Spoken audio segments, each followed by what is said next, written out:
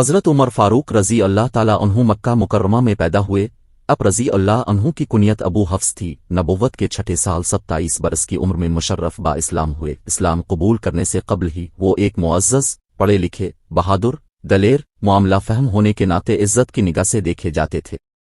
انہیں رسول صلی اللہ علیہ وآلہ وسلم کے سسر ہونے کا اعزاز بھی حاصل ہے۔ حق و باطل میں بہترین انداز میں تمیز کرنے والے تھے۔ اس بنا پر رسول صلی اللہ علیہ وآلہ وسلم نے انہیں فاروق کے لقب سے نوازا۔ ان کے اسلام لانے سے دین کو خوب تقویت و مضبوطی ملی۔ مسلمان جو پہلے چھپ کر نماز پڑھتے تھے، حضرت عمر رضی اللہ تعالیٰ عنہ کے قبول اسلام کے بعد مسجد الحرام میں علانیہ نماز کرانے لگے۔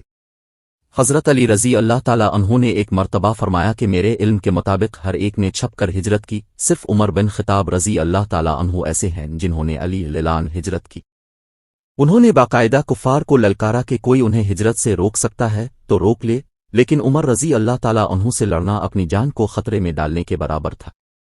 کفار ان سے خوف کھاتے تھے اور انہیں اللہ پاک کا خوف رہتا۔ کثرت سے رونے کی وجہ سے چہرے پہ 2 سیاہ لکیریں سی بن گئی تھیں۔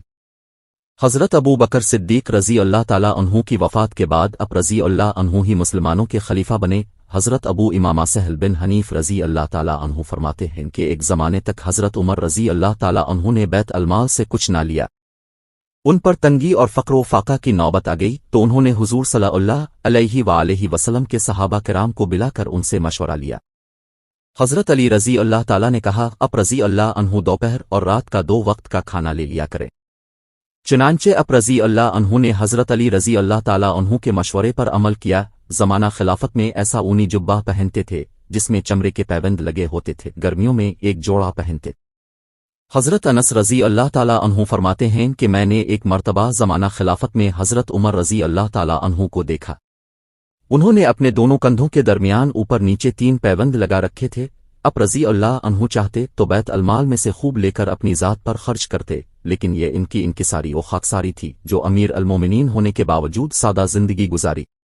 یہ وہ خلیفہ تھے جن کی 22 لاکھ مربع میل تقریباً آدھی دنیا پر حکومت تھی۔ اب رضی اللہ عنہ کے دور حکومت میں جن ملکوں اور علاقوں کو فتح کر کے ان پر اسلام کا پرچم لہرایا گیا، ان میں عراق، شام، دمشق، حمص، یرموک، بیت المقدس، کساریہ، تکریت، خوزستان، آذربائیجان، تبرستان، آرمینیہ، فارس، کرمان، سیستان، مکران، خراسان، مصر، سکندریہ سمیت دیگر علاقے شامل ہیں۔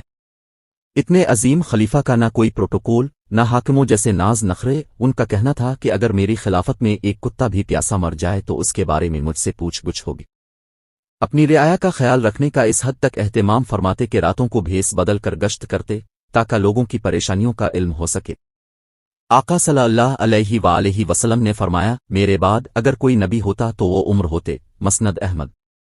ذوالحج کے آخری دنوں میں ایک فارسی غلام ابو لولو نے اب رضی اللہ عنہ پر دوران نماز حملہ کیا۔ چند دن زخمی رہ کر انہوں نے جس ہجری کیلنڈر کا آغاز کیا، اس کی 1 تاریخ کو ہی شہید ہو کر حضور صلی اللہ علیہ وآلہ وسلم کی لحد مبارک کے برابر میں دفن ہوئے۔